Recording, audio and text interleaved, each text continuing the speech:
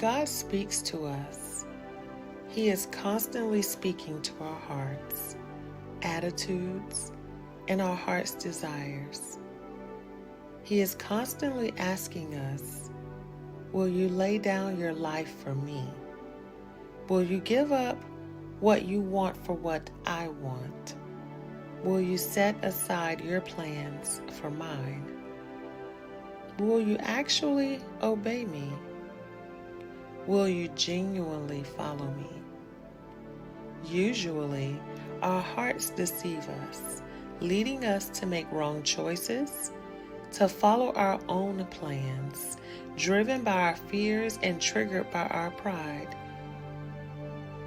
There is still more to come, such as lack of faith, also unbelief, fear of our needs not being met, pride, I will meet my own needs, manipulation of others or circumstances to try to meet those needs. Jeremiah describes so well this battle that goes on within our hearts. He describes the condition of our misplaced hearts as deceitful, unable to be understood. Jeremiah 17:9 reads, "The heart is deceitful above all things, and it is extremely sick. Who can understand it fully and know its secret motives?" In this chapter, Jeremiah illustrates the consequences of following the wrong leading of our hearts. He outlines this as being cursed. When we follow the deceit of our own hearts, we are indeed turning away from the Lord. This is not a good thing. When this happens, we will not experience prosperity. It will come to others, although we will not.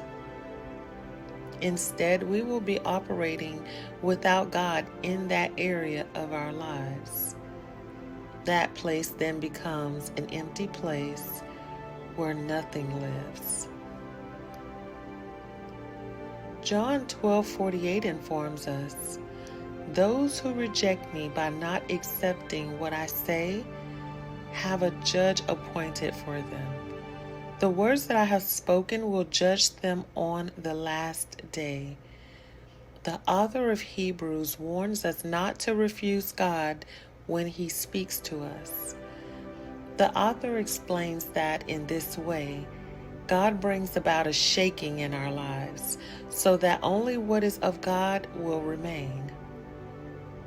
Hebrews 12:25-27. Be careful that you do not refuse to listen when God speaks. Your ancestors didn't escape when they refused to listen to God. Who warned them on earth? We certainly won't escape if we turn away from God, who warns us from heaven. When God spoke to your ancestors, He voiced what He needed to say, and it shook the earth. But now He has promised, once more I will shake not only the earth, but also the sky. The words once again mean that these created things will someday be shaken and removed. Then what cannot be shaken will last. When God speaks to me as an individual, my reply will affect the next chapter of my life. Yet, what I choose to do in response to what God conveys to me will also impact others in the body of Christ. Therefore, I need to thoroughly consider when I make my decision. Am I going to ignore what God tells me and negatively impact the body of Christ? Or will I respond to God's correction by making the changes I need to and choose to be a blessing to the body of Christ? It's my choice. Be blessed.